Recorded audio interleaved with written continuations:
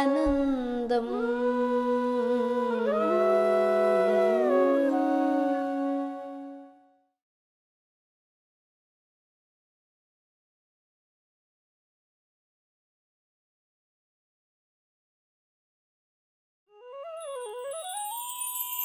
A thousand seeds of joy किताब है, ये पहली किताब है इस श्रृंखला में।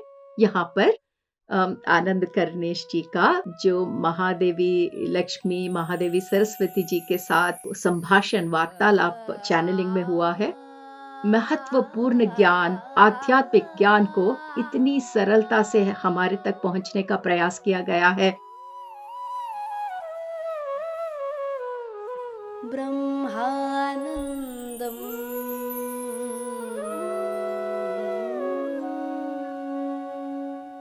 नमस्ते दोस्तों, ब्रह्मानंद शो में आप सबका हार्दिक स्वागत करती हूँ। ब्रह्मानन्दम्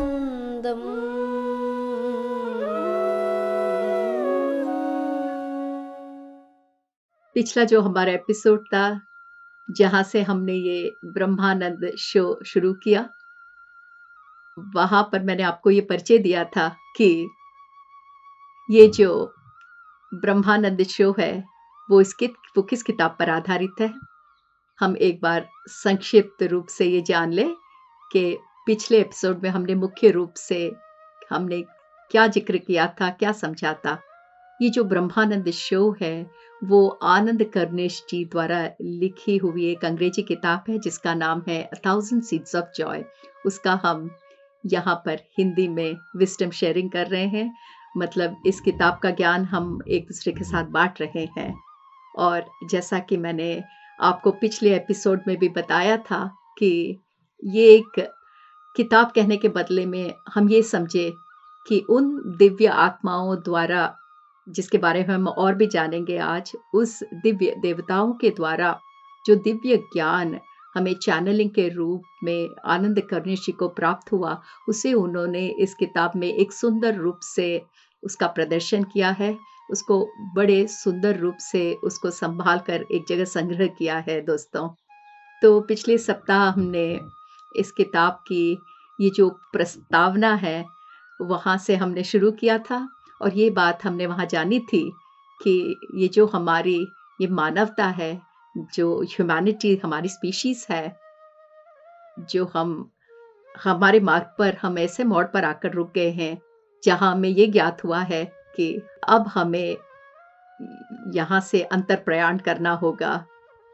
अंतर प्रयाण पे जाने का समय हो गया है और हमने ये भी ज़िक्र किया था दोस्तों कि ये हमारे अंदर जो दिव्य स्त्री शक्ति छुपी हुई है, उसके जागृत होने का भी समय आ चुका है। और और ये जो हम घर की तरफ यात्रा हमने प्रारंभ किया है, घर की तरफ रवाना हो गए हैं, इस यात्रा में इस यात्रा को सुगम और सरल बनाने के लिए ये जो डिवाइन गॉडेसेस हैं, ये जो दिव्य देवियाँ हैं, वो हमें मार्गदर्शन करने के लिए इस ज्ञान का हमारे साथ बाँट रही हैं, इस ज्ञान को हमें दे रही हैं इस किताब के ज़रिए। तो इसी का ज़िक्र करते हुए हमने पिछला एपिसोड शुरू किया था। आज जहाँ हमने एपिसोड को रोका उसी से हम आगे जाते हैं। तो ये जो किताब है masters a thousand seeds of Joy, ये एक वार्तालाप के रूप में लिखी गई है। तो ये वार्तालाप किसके बीच में हुआ है दोस्तों? तो हम ये देखेंगे कि ये अ थाउज़ेंड सीड्स ऑफ जॉय किताब है, ये पहली किताब है इस श्रृंखला में। यहाँ पर आनंद कर्णेश जी का अ, जो महादेवी लक्ष्मी, महादेवी सरस्वती जी के साथ जो संभाषण, वार्तालाप चैनलिंग में हुआ है, उसे इस किताब में यहाँ पर बहुत सुंदर रूप से प्रदर्शन किया गया है, संग्रहित किया गया है। तो ये वार्तालाप किस विषय के बारे में है? इस वार्तालाप में ये जो असेंडेड गॉडेसेस हैं, महादेवी सरस्वती और महादेवी लक्ष्मी जी हैं, इन्होंने अपने अवतार इस धरती पर इन्होंने जितने अवतार लिए, उसमें से उन्होंने वो अवतार चुने हैं जो जो जो अब उन्होंने अपने सह आत्माओं के साथ, जिसे हम अंग्रेजी में सोलमेट्स कहते हैं, उन सह आत्माओं के साथ एक सामूहिक रूप से इस भारत देश के चरित्र से संबंधित उनके जितने भी अवतार हैं, उन्होंने उन अवतार का इस किताब में जिक्र किया है।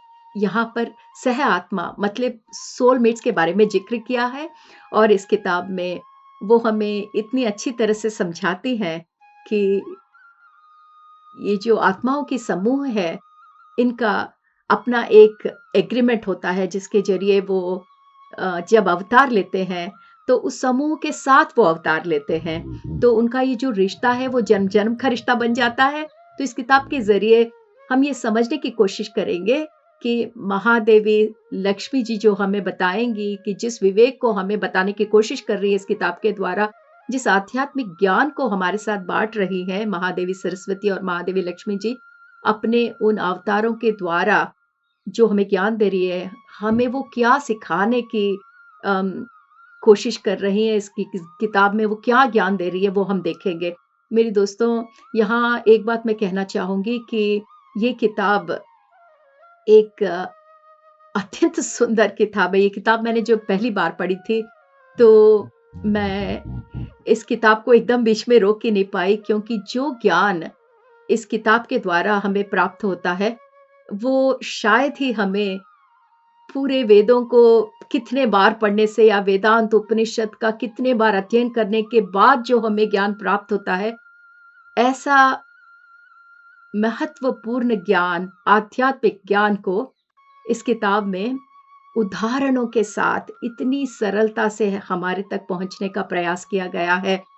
तो ये किताब मेरी बहुत ही फ़ेवरेट बुक है मास्टर्स और हालाँकि आप सब लोग जानते हैं कि जो किताब मेरे दिल को छू जाती है, वो किताब मैं अपने तक नहीं रखती हूँ। मेरी एक ख़्वाहिश रहती है कि अगर ये किताब के कारण मुझे इतना लाभ हुआ है, इतना ज्ञान मिला है, तो मैं उस ज्ञान को आप सबके साथ बाँटने के लिए हमेशा आतुर रहती हूँ। सीतायन की यात्रा भी वैसी शुरू हुई थी और ये अ थाउज़ेंड सीड्स ऑफ जॉय इस ब्रह्मानंद शो के ज़रिए उसी उद्देश्य से हो रहा है दोस्तों। तो अब जैसे हमने कहा है कि महादेवी लक्ष्मी और महादेवी सरस्वती, यहाँ पर महादेवी का ये मतलब है, ये इसका मतलब हमें आनंद कर्णेश जी ने बहुत अच्छे से समझाने की कोशिश की है कि महादेवी का ये मतलब है कि जब हम कहते हैं महा मतलब उनका वहाँ पे ग्रेटनेस दिखाया जा रहा है। तो यहाँ पर हमें किस ये जो ग्रेटनेस है, वो किस बात की ग्रेटनेस है? किस किस ग्रेटनेस के बारे में ज़िक्र कर रहे हैं?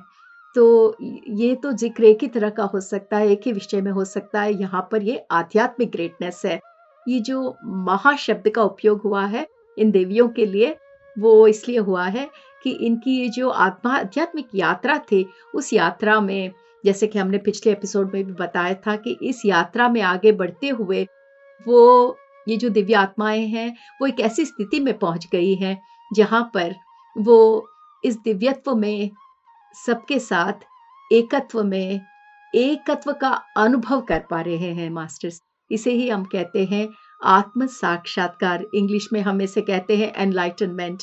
और जब ऐसा आत्म साक्षात्कार जब आत्मा को होता है, तो और जब उस बाकी आत्माओं से एकत्व का अनुभव कर पाते हैं, तब हम ऐसी स्थिति में सब द्वंद्व के परे चले जाते हैं दोस्तों। द्वंद्व का मतलब है ड्युअलिटी।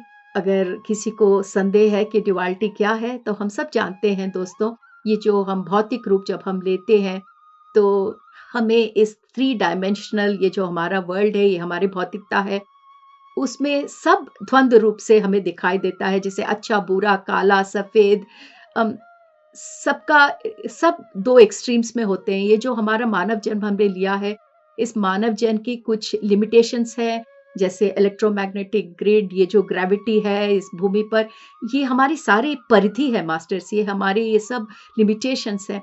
और इस रूप में हमें हर एक का द्वंद्व रूप देखते हैं, जैसे स्त्री, पुरुष, हर चीज़ हम 2 रूपों में देखते हैं, पर आत्मा को कोई रूप नहीं होता दोस्तों।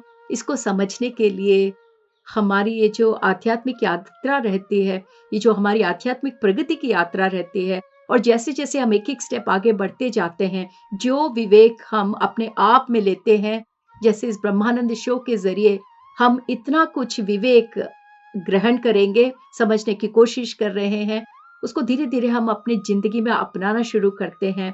तो कोई भी ज्ञान दोस्तों सिर्फ़ सुनने और समझने से ही काफ़ी नहीं है, उसको उस स्तर तक लेना है जहाँ पर वो हमारी ज़िंदगी का एक सहज भाग हो जाता है, नहीं तो वो सिर्फ़ किताबी ज्ञान के रूप में रह जाता है दोस्तों। उसमें कोई बुराई नहीं है, वो भी हमारे प्रगति का एक स्थिति है, स्टेप है वो भी, पर किसी में कोई बुराई नहीं है।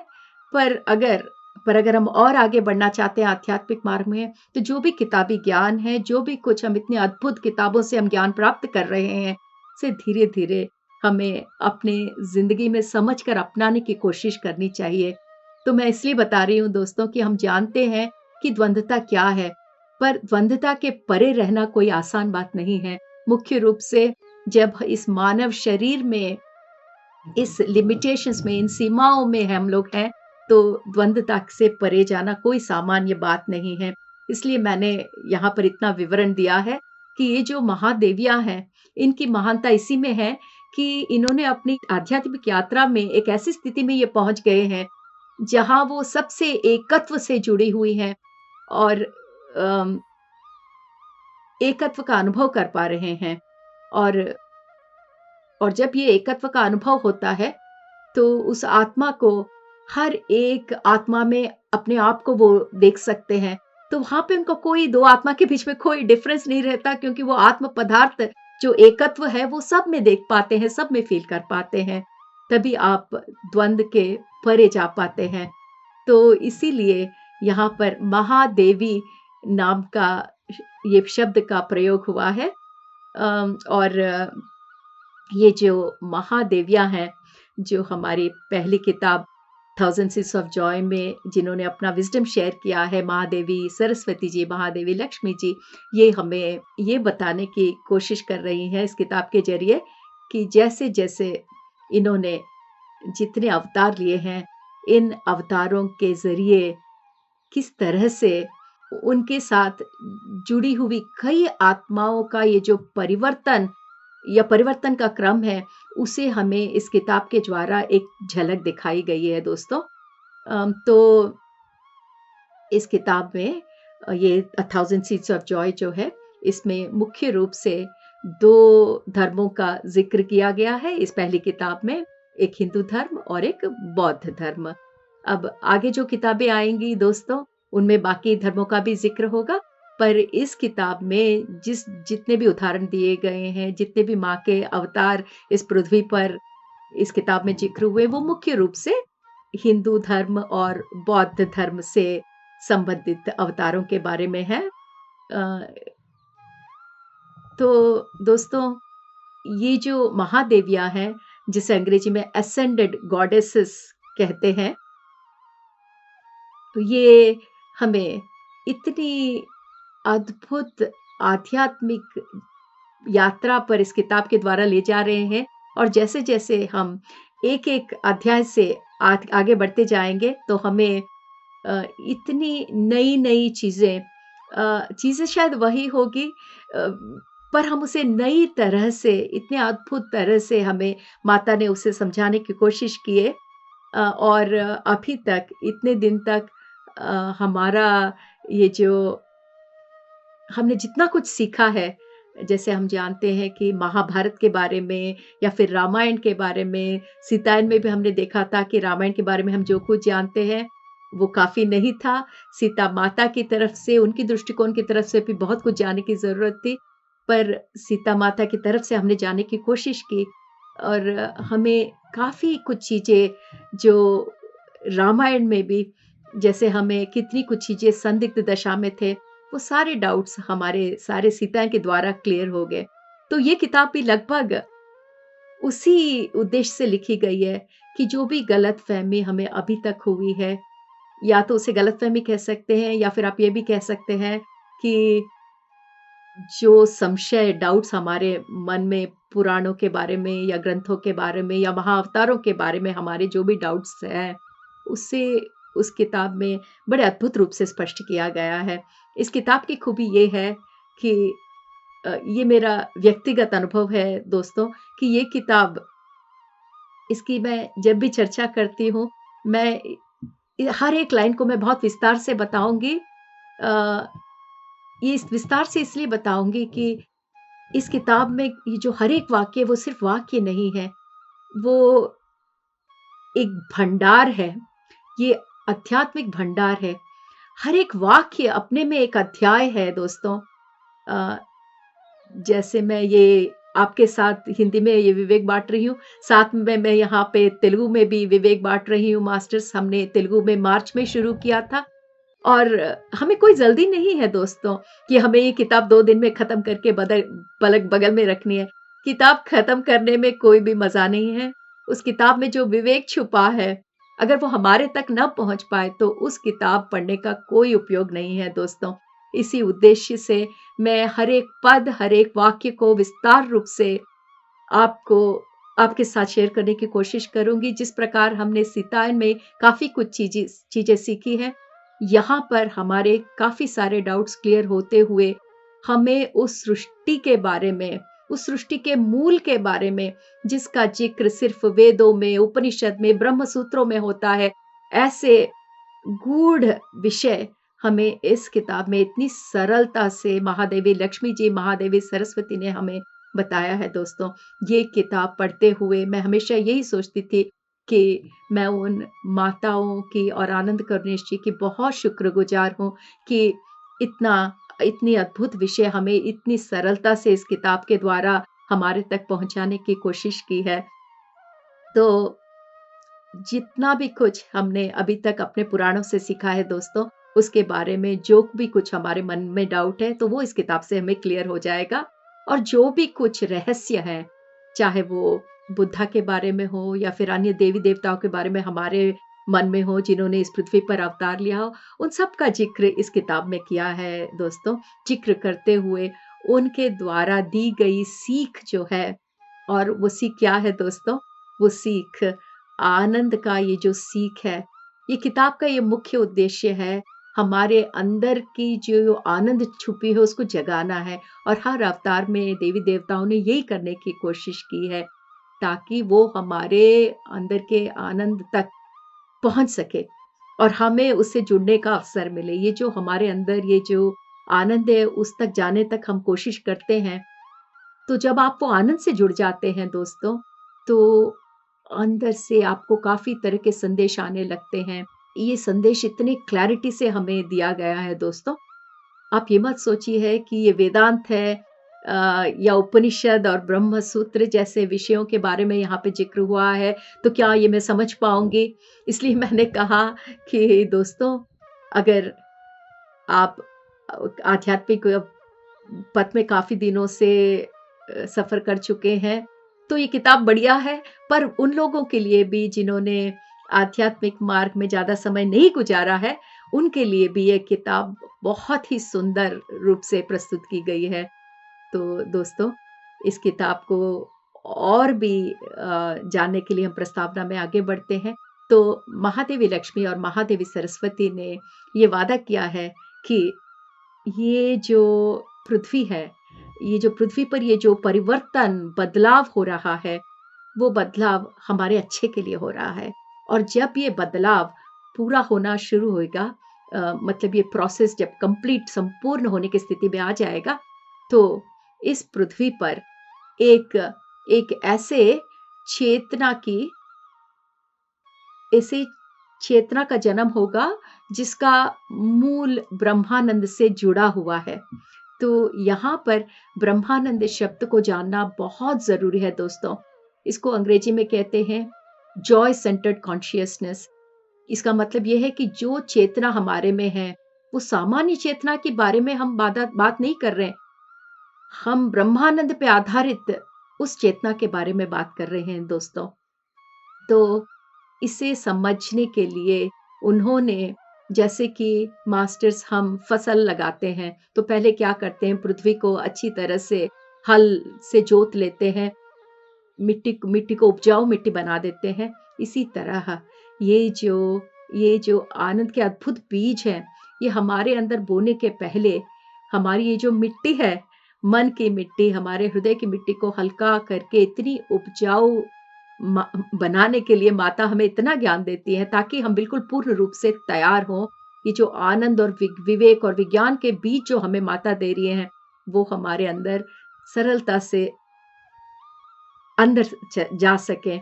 उनके द्वारा माता का ये कहना है कि अ, अगर अगर हमें अपना जीवन बदलना है, वो सिर्फ़ आनंद से ही बदला जा सकता है। दर्द कभी भी महान बदलाव लेके नहीं आता मेरे दोस्तों। हमें हमारे जो हमारी बिलीफ सिस्टम्स हैं, इस बिलीफ सिस्टम में हमें लगता है कि अगर हमें आगे बढ़ना है तो हमें मेहनत करनी पड़ेगी, कष्ट उठाना पड़ेगा, ये हमारा बिलीफ सिस्टम है। पर यहाँ पर ये महादेवियों ने ये बताया है कि अगर आपकी ज़िंदगी को आपको बदलना है अच्छाई के लिए, तो वो सिर्फ़ आनंद से ही हो सकता है।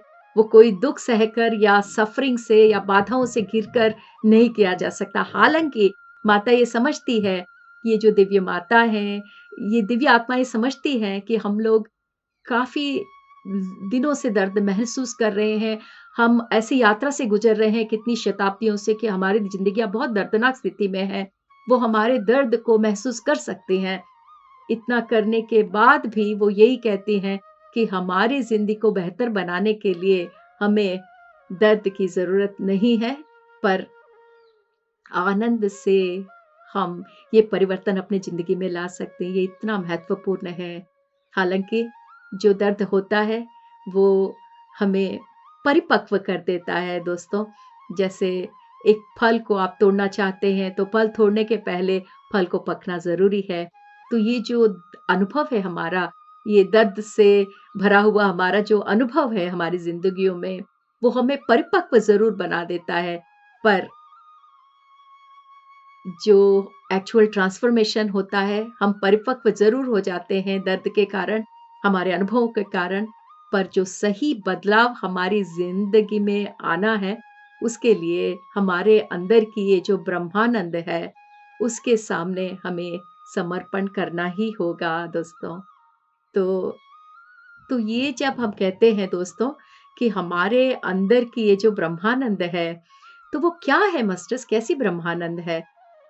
इस किताब में इतनी सुंदर से इसका विवरण दिया है, तो ये जो हमारे अंदर की आनंद स्थिति है, वो अम, हमारा जो जो हमारा सत्य स्वरूप है, हमारा सत्य स्वरूप शून्यता है दोस्तों, जिसे हम अंग्रेजी में एम्प्टीनेस कहते हैं, वॉइड कहते हैं। तो ये जो ब्रह्मानंद है, उस शून्यता से आता है दोस्तों।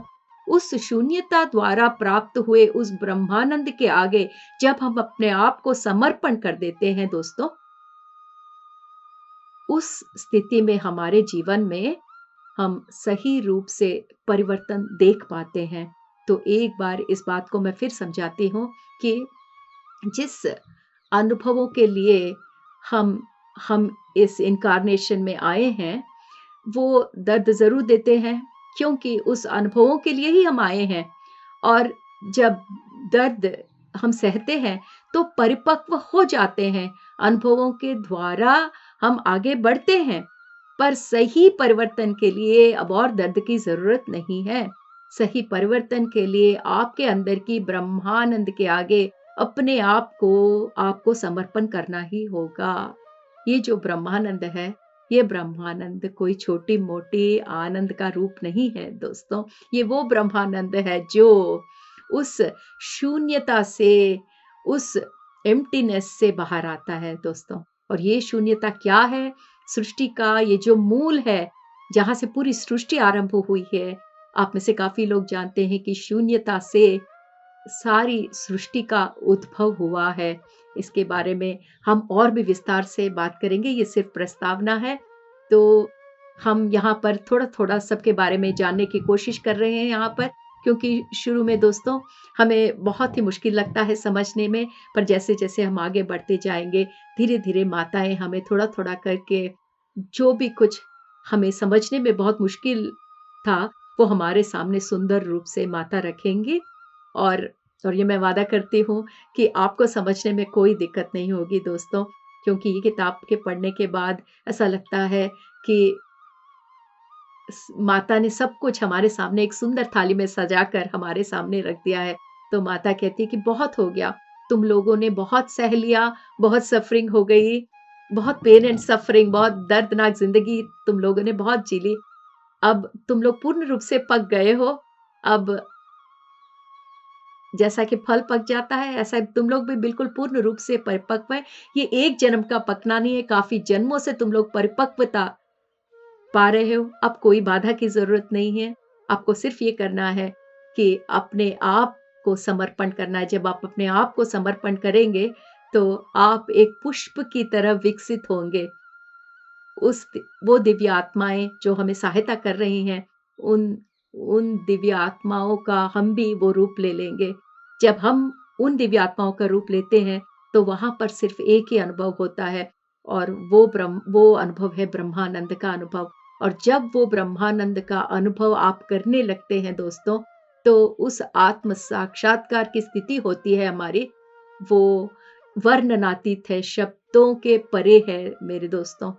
तो माता ये वादा करती हैं कि ये जो यात्रा है, ब्रह्मानंद की यात्रा है, जो हम साथ मिलकर करेंगे, वो हमें ये सिखाती है कि आनंद से जुड़कर हमारे अंदर के आनंद के सामने अपने आप को समर्पित कर हम धीरे-धीरे उन दिव्य आत्माओं की तरह अपने आप को बदल सकते हैं। तो दोस्तों, आज का हमारा ये जो दूसरा एपिसोड हम यहाँ पर संपूर्ण करते हैं। हम शीघ्र ही तीसरे एपिसोड को लेकर आपके सामने फिर प्रस्तुत होंगे। तब तक के लिए आपकी आज्ञा चाहती हूँ। ब्रह्मानंद में रहिए, अपने आप का ख्याल रखिए। नमस्कार।